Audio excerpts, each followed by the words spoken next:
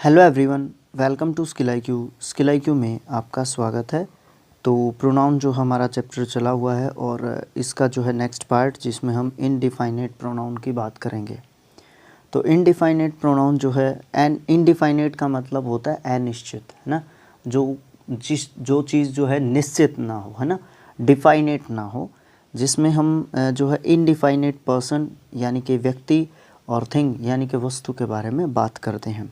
जैसे कि everybody, somebody, nobody, anybody, everyone, इनमें से कोई भी आप उठा लो, इनसे हम किसी भी पर्टिकुलर पर्सन या थिंग का पता नहीं लगा सकते। ठीक है, तो इसीलिए हम जो है इनको इनडिफाइनेट जो है अपने प्रोनाउंस जो है कहते हैं।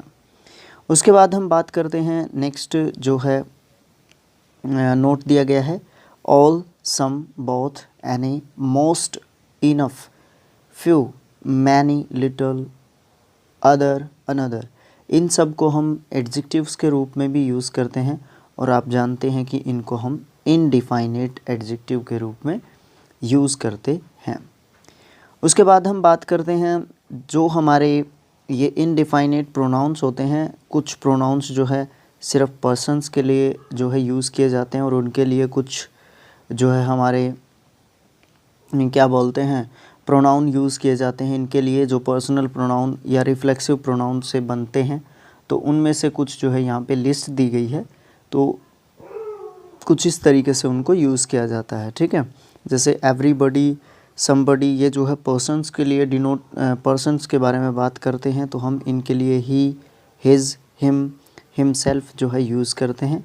इसी प्रकार से हमारे जो थिंग लगते हैं, नथिंग, एनीथिंग, समथिंग, एवरीथिंग, इनके ये एक किसी भी ऑब्जेक्ट यानी कि थिंग या किसी भी वस्तु को जो है डिनोट करके जो है बात करते हैं, तो हम इनके लिए क्या करते हैं, इट, इट्स और इट्सेल्फ का जो है यूज़ करते हैं। उसके बाद हम रूल नंबर 1 की बात करते हैं यहाँ पे कि जो भी हमारे इनडिफाइनेट प्रोनाउंस होते हैं, उनके लिए हम जो है सिंगुलर प्रोनाउंस ही, हिम, हिज और हिमसेल्फ का यूज़ करते हैं। ठीक है, इनके लिए किसी भी जो है प्लूरल प्रोनाउन का यूज़ नहीं करते हैं। और अगर हमें ये पता चल जाए कि वो मेल है या फीमेल है, तो हम उसके हिसाब से यूज़ करते हैं। नहीं तो हम जो है मेल जो है डिनोट करने वाले, मेल को डिनोट करने वाले जो प्रोनाउंस होते हैं उनको हम यूज़ करते हैं। जैसे कि everyone has his on ideas on the subject.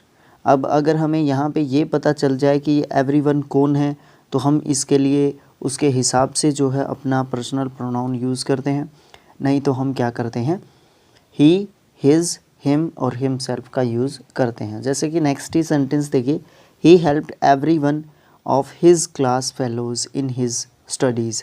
अब यहाँ पे ही से हमें पता चल रहा है कि हिज ही आना चाहिए दोनों जगह पे। ठीक है, अगर यहाँ पे शी होता तो यहाँ पे हर हो जाता। ठीक है, तो इस तरीके से हम जो है इनका यूज़ करते हैं। बात करते हैं यहाँ पे नोट की। नोट के साथ जो है क्या है, जो भी हमारे इनडिफाइनेट प्रोनाउंस हैं उनके साथ हम जो है सिंगुलर वर्ब का यूज़ करते हैं, प्लूरल वर्ब का यूज़ नहीं करते हैं। ये चीज़ हम दूसरी बार पढ़ रहे हैं। पहली बार हमने कहाँ पे पढ़ी थी, सब्जेक्ट वर्ब एग्रीमेंट में ये चीज़ हमने पढ़ी थी। उसके बाद हम रूल नंबर 2 की बात करते हैं। रूल नंबर 2 में है, कोई सेंटेंस है और उसमें क्वेश्चन टैग है। क्वेश्चन टैग किसको बोलते हैं, जैसे सेंटेंस लिखा हुआ है everybody can not be intelligent, उसके बाद कोमा लगा के कैन दे लगा रखा है। जो ये कोमा लगा के कैन दे लिख रखा है, ये हमारा क्वेश्चन टैग होता है। क्लियर है। उसके बाद वापस रूल पे चलते हैं। जो हमारा क्वेश्चन टैग होता है किसी भी सेंटेंस में और सेंटेंस का सब्जेक्ट इनडिफाइनेट प्रोनाउन है, तो हम क्या करते हैं, क्वेश्चन टैग के सब्जेक्ट के रूप में हम जो है दे को यूज़ करते हैं। ठीक है, दे को यूज़ करते हैं, किसी भी और सिंगुलर प्रोनाउन को यूज़ नहीं करते हैं, जहाँ तक पॉसिबल होता है वहाँ तक। उसके बाद हम बात करते हैं एवरीथिंग, समथिंग, नथिंग, एनीथिंग। इनसे हमें किसी भी अनिश्चित वस्तु का पता चलता है, तो इसके लिए हम जो है इट, इट्स और इटसेल्फ का यूज़ करते हैं। जैसे कि everything has its on limitation, है ना, देयर ऑन लिमिटेशन नहीं होगा, हिज ऑन लिमिटेशन नहीं होगा, वंस ऑन लिमिटेशन नहीं होगा, हिज इट्स ऑन लिमिटेशन होगा, क्योंकि यहाँ पे किसी थिंग की बात करते हैं और हम जो है सिंगुलर फॉर्म में इसको यूज़ करते हैं। नेक्स्ट पॉइंट है, कोई भी सेंटेंस है उसमें क्वेश्चन टैग लगा हुआ है और क्वेश्चन टैग का सब्जेक्ट जो है एवरीथिंग, समथिंग, एनीथिंग, नथिंग, इनमें से कोई है तो हम उसके लिए इट का यूज़ करते हैं। अब बात करते हैं हम कोई भी सेंटेंस है उसमें वन को यूज़ किया गया है सेंटेंस के सब्जेक्ट के रूप में, और इसके लिए हम nominative case one, objective case भी वन, और पॉजेसिव केस वंस, और रिफ्लेक्सिव केस जो है वन सेल्फ का यूज़ करते हैं। वो हम देखते हैं कि हमें किस फॉर्म की ज़रूरत है, उसी फॉर्म को हम अकॉर्डिंग टू सिचुएशन जो है यूज़ करते हैं। फिर हम क्या करते हैं, यही बात थी इसमें बस। तो one should love one's country, अब यहाँ पे वन जो है सब्जेक्ट के रूप में है, पॉजेसिव फॉर्म चाहिए तो वंस हमने यूज़ कर लिया। क्लियर है? इसके लिए ये वाला वंस यूज़ नहीं होगा, क्योंकि पॉजेसिव फॉर्म जो है वन जो है सिंगुलर जो है सब्जेक्ट हो गया या सिंगुलर वर्ड हो गया तो इसके साथ एपोस्ट्रोफ एस लगता है। ठीक है, ये noun and possessive, noun and the case में हम जो है ये चीज़ पढ़ेंगे। ठीक है, क्योंकि नाउन तो हमने पढ़ लिया है, ये बाकी के 3 चैप्टर्स जो है उससे रिलेटेड पढ़े नहीं है, नंबर, जेंडर और हमारा जो ये केस वाला चैप्टर है, उन तीनों को इकट्ठा ही करेंगे। ठीक है, इसके बाद वॉइस और फिर हम उन तीनों को इकट्ठा पढ़ेंगे। कोई भी सेंटेंस है सिंगुलर काउंटेबल नाउन को दोहरा कर लिखने से बचने के लिए हम जो है उसकी जगह पे वन को यूज़ कर देते हैं, और अगर प्लूरल काउंटेबल नाउन है उसको दोहरा के लिखने के लिए लिखने से बचने के लिए हम वंस को यूज़ कर देते हैं। जैसे कि this is a new table but that is an old one. अब जो है टेबल से बचने के लिए हमने क्या कर दिया, जो है वन का यूज़ यहाँ पे कर दिया। These are new tables but those are old ones. अब यहाँ पे टेबल्स की जगह पे वंस हमने प्लूरल फॉर्म कर दिया वन का वंस। ठीक है, तो इस तरीके से भी हम जो है अपने वन को यूज़ करते हैं, और इनडिफाइनेट जो हमारा प्रोनाउन होता है उसके रूप में तो हम इसको यूज़ करते ही करते हैं। लेकिन क्या करते हैं, सम हो गया, एने हो गया, बोथ हो गया, ये जो है पॉजेसिव एडजेक्टिव्स हो गए, इनके बाद जो है हम कभी भी वन या वंस का यूज़ नहीं करते हैं। यानी कि सम, एने, बोथ और कोई भी पॉजेसिव एडजेक्टिव हो उसके बाद हम कभी भी वन या वंस का यूज़ नहीं करते हैं। वैसे ध्यान में रहने की बात नहीं है, थोड़ी सी है ना, अजीब सी ही बात है, कोई बात नहीं। उसके बाद सम है और इससे बनने वाले कुछ प्रोनाउंस हैं, जैसे समवन हो गया, समथिंग हो गया, समबडी हो गया।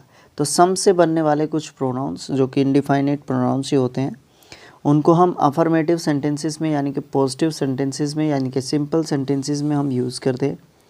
जबकि एन से बनने वाले जो प्रोनाउंस होते हैं, एनीवन, एनीबडी, एनीथिंग, इस तरीके के, उनको हम जो है नेगेटिव सेंटेंसेस में यूज़ करते हैं। एग्ज़ाम्पल भी आप देखना चाहे तो देख सकते हैं। He has bought some mangoes. तो हमारा यहाँ पे जो सम है वो जो है क्या कर रहा है, यहाँ पे पॉजिटिव चीज़ लेके आ रहा है, और उसके बाद प्लूरल जो है काउंटेबल नाउन भी उसके साथ आ रहा है। ठीक है, और जो हमारा दूसरे नंबर का जो सेंटेंस है, सी हैज़ बोट एनी मैंगोज़। अब यहाँ पे एनी मैंगोज़ नहीं हो सकता, सबसे पहली बात तो ये है, क्योंकि हम जो है हमारे एडजेक्टिव में पढ़ के आ रहे हैं सम और एने के बारे में। ठीक है, सम और एने के बारे में पढ़ के आ रहे हैं। सम जो है हमारा क्या करता है, सम हमारा प्लूरल काउंटेबल नाउन के साथ यूज़ किया जाता है, और एने हमारा जो है सिंगुलर अनकाउंटेबल या काउंटेबल नाउन के साथ जो है यूज़ करते हैं। ठीक है, और नेगेटिव मीनिंग या नेगेटिव सेंस जो है यहाँ पे निकलती है, इसको भी हम जो है दूसरी बार यहाँ पे पढ़ रहे हैं। ठीक है, ज़्यादा जानकारी के लिए आप जो है एडजेक्टिव्स के वीडियोस देख सकते हैं। फिर सम और एने से बनने वाले कुछ प्रोनाउंस होते हैं जिनको हम नेगेटिव, अफर्मेटिव नेगेटिव सेंटेंसेस में हम यूज़ करते हैं। Have you bought any pens, तो यहाँ पे ये कह सकते हैं। ठीक है, एने का भी यूज़ कर लिया, सम का भी यूज़ कर लिया। अब क्या होता है कि जो इंटेरोगेटिव सेंटेंसेस होते हैं उसमें हम सम को भी यूज़ कर सकते हैं और एने को भी यूज़ कर सकते हैं। फ्रीक्वेंटली दोनों सही होंगे, दोनों में से कोई भी गलत नहीं होगा। उसके बाद हम बात करते हैं नेक्स्ट पॉइंट की, जो कि ऑल से संबंधित है। ऑल का मतलब सब कुछ या सभी, या फिर जो प्रत्येक जो अर्थ होता है उसमें इंडिफाइनेट प्रोनाउन के रूप में हम जो है किसी भी व्यक्ति या वस्तु के लिए करते हैं। जैसे कि all of us love piece. अब यहाँ पे क्या कर रहे हैं हम, ऑल ऑफ अस से हमें पता चल रहा है किसी भी व्यक्ति के लिए यूज़ कर रहे हैं। उसके बाद all of these pens are costly. अब यहाँ पे हमें ऑल ऑफ दीज पेन्स से पता चल रहा है कि हम किसी भी वस्तु के लिए यानी कि पेन्स के लिए जो है हम अपने ऑल का यूज़ कर रहे हैं, लेकिन सब कुछ के सेंस में इसको हम यूज़ करते हैं और इनडिफाइनेट प्रोनाउन के रूप में यूज़ कर रहे हैं या करते हैं। ऑल को हम संपूर्ण या समस्त के सेंस में इनडिफाइनेट प्रोनाउन के रूप में यूज़ करते हैं, और न्यूमेरियल एडजेक्टिव या फिर क्वांटिटेटिव एडजेक्टिव के रूप में हम जो है नंबर और क्वांटिटी को एक्सप्रेस करने के लिए इसका यूज़ करते हैं। या तो हम इससे नंबर पता करने की कोशिश करते हैं या फिर क्वांटिटी। ओके, नंबर संख्या, क्वांटिटी मात्रा, ठीक है। इसके बाद हम जो है, और इसके लिए हम जो है क्या करते हैं, प्लूरल काउंटेबल नाउन और सिंगुलर अनकाउंटेबल नाउन के पहले हम जो है अपने ऑल का यूज़ करते हैं। जैसे कि all the boys were present. अब यहाँ पे क्या है, ऑल का मतलब क्या है, संपूर्ण, सारे, समस्त, है ना। तो क्या है, ऑल द बॉयज़, अब ऑल है, उसके बाद जाहिर सी बात है द भी आता है, और उसके बाद जो है प्लूरल काउंटेबल नाउन होता है जो कि बॉयज़ है, और फिर ये जो सब्जेक्ट के रूप में आता है तो सब्जेक्ट वर्ब एग्रीमेंट कहता है कि इसके साथ जो है प्लूरल वर्ब का यूज़ करना पड़ता है। और इससे हमें क्या पता चल रहा है, काउंटेबल नाउन है तो नंबर का पता चल रहा है, किसका, बॉयज़ का या बच्चों का या स्टूडेंट्स का। ओके, नेक्स्ट जो सेंटेंस है, all the milk was sold. अब यहाँ पे मिल्क जो है सिंगुलर अनकाउंटेबल नाउन है, और वॉज जो है ये सब्जेक्ट के रूप में आया है तो सिंगुलर है, तो इसके साथ जो है हम सिंगुलर वर्ब का यूज़ करते हैं। ये भी हमें सब्जेक्ट वर्ब एग्रीमेंट जो है कहता है। और दूसरी बात ये किस मिल्क जो है किसकी बात करता है, क्वांटिटी की बात करता है। तो ठीक है, तो ऑल जो है दोनों ही चीज़ों के साथ यूज़ किया जा सकता है। ऑल प्लूरल नाउन या फिर ऑल द प्लूरल नाउन से हमें संख्या का पता चलता है। All singular noun, singular uncountable noun, all the singular uncountable noun से हमें जो है किसी भी क्वांटिटी यानी कि मात्रा का पता चलता है। ऑल को हम संपूर्ण रूप से क्वाइट, एंटायरली, टोटली की सेंस में जो है एडवर्ब के रूप में यूज़ करते हैं। ये चीज़ हम अभी एडवर्ब के चैप्टर में पढ़ के आए हैं। जैसे कि they were dressed all in white. All in white मतलब कम्प्लीटली उन्होंने जो है पूरी की पूरी जो ड्रेस जो पहन रखी थी वो कैसी पहन रखी थी, वाइट पहन रखी थी। ओके, ऑल से कुछ फ्रेजेस बनते हैं जो कि कुछ इस प्रकार से हैं, कुछ फ्रेजेस हैं, सभी के सभी डिस्कस करेंगे। आफ्टर ऑल मतलब आखिरकार, नॉट एट ऑल मतलब बिल्कुल भी नहीं, फॉर ऑल मतलब सभी के लिए, वंस फॉर ऑल मतलब हमेशा के लिए, फॉर एवर भी हमेशा के लिए, ऑल इन ऑल मतलब सब कुछ, ऑल ओवर मतलब सब जगह, ऑल अलोंग मतलब पूरे रास्ते, ऑल अलोन बिल्कुल अकेला, ऑल द सेम मतलब एक जैसा, सबके लिए एक जैसा, ऑल राइट या ऑल राइट जो है बिल्कुल ठीक या बिल्कुल सही के सेंस में कुछ फ्रेजेस को यूज़ करते हैं। सम को हम कुछ, कोई या थोड़ा की सेंस में यूज़ करते हैं इनडिफाइनेट प्रोनाउन के रूप में, और नंबर और पर्सन दोनों का हम जो है एक्सप्रेस करने के लिए सम को यूज़ करते हैं। Some of the plural countable noun से जो है हमें संख्या का पता चलता है। Some of the singular uncountable noun से हमें जो है सिंगुलर वर्ब का हमें यूज़ करते हैं इसके साथ, और हमें इससे जो है क्वांटिटी का पता चलता है। ठीक है, क्वांटिटी के बारे में हम बात करते हैं जब इस तरीके के एक्सप्रेशंस यूज़ की जाती हैं। नेक्स्ट जो पॉइंट है, थर्ड पॉइंट है, सम को हम कुछ, अनिश्चित, अमूक, अमूक जिसके बारे में कोई जानता ना हो, ज़्यादा डिस्कशन ना हुआ, कोई, अल्प यानी कि कम के सेंस में हम इंडिफाइनेट न्यूमेरियल एडजेक्टिव या फिर क्वांटिटेटिव एडजेक्टिव के रूप में यूज़ करते हैं, और इससे हमें क्वांटिटी और जो नंबर है दोनों का पता चलता है, यानी कि संख्या और मात्रा दोनों का हमें इससे पता चलता है। जैसे कि सम बॉयज़ आर रीडिंग। अब यहाँ पे सम का मतलब क्या है, कुछ, यानी कि बॉयज़ है, इसके बाद प्लूरल काउंटेबल नाउन है तो इसका मतलब नंबर में, यानी कि कुछ बच्चे पढ़ रहे हैं, नंबर की बात कर रहे हैं यहाँ पे। ओके, जैसे कि some man at the door is writing. तो यहाँ पे कोई आदमी है, कोई अननोन पर्सन है, इस सेंस में हम जो है इसको सिंगुलर नाउन के साथ जो है इंडिफाइनेट प्रोनाउन के रूप में यूज़ कर रहे हैं सम को। ठीक है, उसके बाद हम सम के बाद जो है प्लूरल काउंटेबल नाउन या फिर सिंगुलर अनकाउंटेबल नाउन को हम यूज़ करते हैं, लेकिन कोई भी अज्ञात या अनिश्चित या कोई की सेंस में जिसको हम जानते नहीं हैं उसके बाद जो है हम अपने सिंगुलर नाउन का यूज़ भी करते हैं। इसी चीज़ को बताने के लिए जो यहाँ पे जो है सेकंड जो है हमारा सेंटेंस था, इसकी बात की जा रही थी। जिस तरीके से सम से बनने वाले कुछ जो है वर्ड्स हैं, ठीक है, उनका हम जो है विश्लेषण करते हैं। नीचे टेबल में दिए गए हैं, टेबल 1 और 2 दो दी गई हैं। समबडी, समवन और समथिंग, ठीक है। समबडी जो है ये प्रोनाउंस के रूप में यूज़ करते हैं, और समबडी कोई व्यक्ति, समवन कोई ना कोई, समथिंग कोई वस्तु।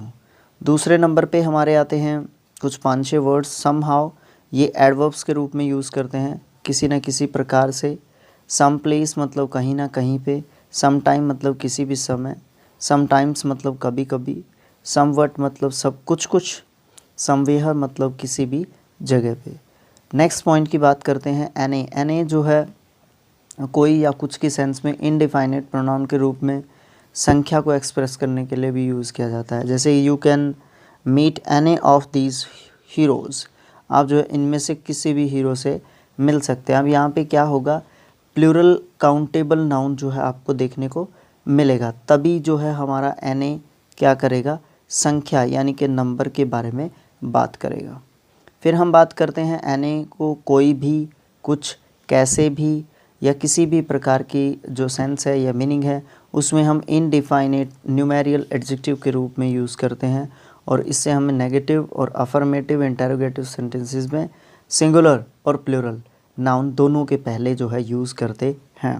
ठीक है, कुछ ज़्यादा डिफरेंस नहीं होता सेंटेंसेस में। जैसे कि आगे हमारे सामने सेंटेंसेस हैं, can you give me any book, singular noun के पहले यूज़ कर दिया एनी, ठीक है, कोई भी बुक आप दे सकते हैं, ठीक है। तो उसके बाद can you give me any books, क्या आप कुछ किताबें मुझे दे सकते हैं। तो यहाँ पे दोनों नाउन्स के साथ जो है सेम वर्ड को सेम सेंटेंस में एक तरीके से हम यूज़ कर सकते हैं या कर रहे हैं। एने को हम और अधिक या फिर कुछ और की सेंस में एडवर्ब के रूप में यूज़ करते हैं, और नेगेटिव, इंटरोगेटिव और कंडीशनल सेंटेंसेस में जो है हम अपने एने को यूज़ करते हैं। जैसे कि we are too tired to go any further, हम जो है ना बहुत ज़्यादा थक चुके हैं, हम जो है आगे अब नहीं चल सकते, ठीक है, बहुत ज़्यादा थक चुके हैं, ठीक है। तो इसके ऊपर कंडीशन रख दी इन्होंने कि और ज़्यादा नहीं चला जाएगा, बस इससे ज़्यादा तो चला ही नहीं जाना, ठीक है। फिर हम बात करते हैं एने से बनने वाले कुछ वर्ड्स की। तो एनीबॉडी, एनीवन और एनीथिंग ये प्रोनाउंस बनते हैं। Any how, any way, anywhere, at any rate और एट एनी केस, ये जो है हमारे कुछ एडवर्ब्स जो है इससे बनते हैं। फिर हम बात करते हैं नेक्स्ट पॉइंट की, और नेक्स्ट पॉइंट में जो है हम बात करते हैं ट्वेल्थ जो हमारा पॉइंट है। मोस्ट को हम यूज़ करते हैं अधिकांश की सेंस में। इसको हम एडजेक्टिव या एडवर्ब कहीं ना कहीं पहले भी जो है हम इसको पढ़ चुके हैं। ये डिग्री भी है, तो आप बता सकते हैं मुझे किसकी डिग्री है, क्या करती है ये डिग्री, ठीक है, किस किस फॉर्म में यूज़ किए, कैसे यूज़ करते हैं, इसके बारे में कुछ भी आप मुझे बता सकते हैं। इसको हम इनडिफाइनेट प्रोनाउन के रूप में भी यूज़ करते हैं, और क्वांटिटी और नंबर दोनों को बताने के लिए यूज़ करते हैं। Okay, most of the boys are present in the class, most of the money has been spent. तो यहाँ पे मनी सिंगुलर अनकाउंटेबल नाउन दे रखा है, तो इसका मतलब क्वांटिटी को बता रहा है, और प्लूरल काउंटेबल नाउन दे रखा है, तो इसका मतलब नंबर को बता रहा है। Most of the plural noun के साथ हम प्लूरल वर्ब का यूज़ करते हैं, most of the singular uncountable noun के साथ सिंगुलर वर्ब का यूज़ करते हैं। यही इन दोनों सेंटेंसेस में दिया गया था। तीसरा पॉइंट क्या कहता है, मोस्ट जो है उसके साथ उसको जो है मच के सुपरलेटिव यही तो मैंने आपसे पूछा था। फिर मोस्ट को जो है बहुत अधिक की संख्या में यानी कि वेरी मच की संख्या मीनिंग में जो है हम यूज़ करते हैं एडवर्ब के रूप में। जैसे कि what is worrying you most, यानी कि ऐसी क्या बात है जिसके बारे में आप जो है इतना ज़्यादा, इतना अधिक या बहुत ज़्यादा जो है आप क्या कर रहे हो, चिंता कर रहे हो। मोस्टली को हम अधिकतर, बहुधा, मुख्यतः के सेंस में एडवर्ब के रूप में यूज़ करते हैं, ठीक है। ही इज़ मोस्टली एब्सेंट, है ना। मोस्टली से बनने वाले कुछ फ्रेजेस हैं। एट द मोस्ट का मतलब अधिकतम होता है। ऑलमोस्ट या फॉर द मोस्ट पार्ट अधिकतर या प्राय होता है। To make the most of मतलब ज़्यादा से ज़्यादा जो है सुविधा या यूज़ जो है लेना। इनफ के बारे में बहुत जानकारी प्राप्त करके हम पीछे आ रहे हैं। फिर बात करते हैं 14th पॉइंट की, आ फ्यू, द फ्यू, इन सब के बारे में भी हम जो है काफ़ी बातें की थी हमने, ठीक है। मच के बारे में भी हमने काफ़ी बातें की है। बात करते हैं हम मच से बनने वाले कुछ फ्रेजेस की। ओके, दिस और दैट मच, इतना या फिर उतना सारा। दिस मच कहेंगे तो इतना सारा और दैट मच कहेंगे तो उतना सारा, ठीक है। जितना भी कहने की कोशिश करता है सब्जेक्ट या जो भी डूअर होगा सेंटेंस का, ठीक है, मेन करता धरता। मेक मच ऑफ का मतलब को बहुत ज़्यादा जो है वैल्यू या महत्व देना। एज मच एज का मतलब उतना ही या सेम जो है मात्रा में। हाउ मच मतलब कितना, कितनी क्वांटिटी में, ठीक है। क्वांटिटी की बात करते हैं हाउ मच में। मच ऑफ ए साइज़ मतलब एक ही जैसे परिमाण का, एक ही जैसा। ओके, टॉकिंग मच मतलब बकवादी, एकदम से बकवास। टू मच मतलब बहुत ज़्यादा। टू मच आपने बहुत ज़्यादा यूज़ देखा होगा इनमें से। टू मच के साथ आप फेमिलियर हो सकते हैं या आपको टू मच के साथ जो है ज़्यादा पता होगा टू मच के बारे में। लिटल को हम जो है एडजेक्टिव के रूप में छोटी, थोड़ा, छोटा, बहुत थोड़ा, कम, अल्प मात्रा की सेंस में जो है यूज़ करते हैं। जैसे कि please stay a little time here. अभी हम लिटल और अपना जो फ्यू है उसके बारे में हम जो है अपने एडजेक्टिव्स में पढ़ चुके हैं। अधिक जानकारी के लिए आप जो है एडजेक्टिव चैप्टर या वीडियो जो है देख सकते हैं। लिटल, अ लिटल रेदर मतलब समवट, बहुत थोड़ा या थोड़ा बहुत। अ लिटल वॉइल मतलब फॉर अ शॉर्ट टाइम, कुछ देर तक। लिटल नोन नॉट फेम्ड मतलब इतना ज़्यादा प्रसिद्ध नहीं है, उसको बहुत कम लोग जानते हैं। वन को हम वन इन नंबर की सेंस में जो है यूज़ करते हैं और इसके लिए थर्ड पर्सन सिंगुलर का जो है यूज़ करते हैं। फीमेल, न्यूटर और मैस्कुलिन जेंडर के लिए अलग अलग तरीके से प्रोनाउंस को यूज़ करते हैं। उसके बाद जो है हमारा ये पार्ट जो है ख़त्म हो जाता है। उसके बाद जो है हम नेक्स्ट पार्ट में जो है क्या करेंगे, नेक्स्ट जो हमारा प्रोनाउन होगा उसके बारे में जानकारी प्राप्त करेंगे या इकट्ठा करेंगे, ठीक है। तो हमारा नेक्स्ट जो प्रोनाउन है या जो नेक्स्ट हमारा जो पार्ट है उसकी बात हम जो है नेक्स्ट पार्ट में करेंगे, जो कि काफ़ी बड़ा जो है हमारा प्रोनाउन है और काफ़ी अच्छा प्रोनाउन भी है। रिलेटिव प्रोनाउन जो है नेक्स्ट पार्ट में हमारा होगा। तो नेक्स्ट पार्ट का वेट कीजिए। अगर ये पार्ट आपको अच्छा लगा है या कुछ इन्फॉर्मेटिव लगा है तो आप ज़रूर से वीडियो को लाइक कर सकते हैं, क्योंकि 50 लाइक भी नहीं होंगे जिस समय आप इसको देख रहे हैं तो। और अगर 50 लाइक हो चुके हैं इस वीडियो पे तो आप ये देखना कि इसकी पब्लिशिंग डेट जो है क्या थी, ठीक है। इस वीडियो को कितना टाइम हो चुका है यूट्यूब पे डले, ठीक है। तो thanks for watching, thank you so much. मिलेंगे नेक्स्ट पार्ट में। जो भी आप देना चाहें एक यूट्यूब एजुकेटर को क्या चाहिए, लाइक शेयर कमेंट, है ना, ये सब चीज़ें चाहिए। अगर अच्छा लगा हो तभी करना, वरना तो गलत मैसेज जाता है सोसाइटी में, है ना। तो thanks for watching, thank you so much.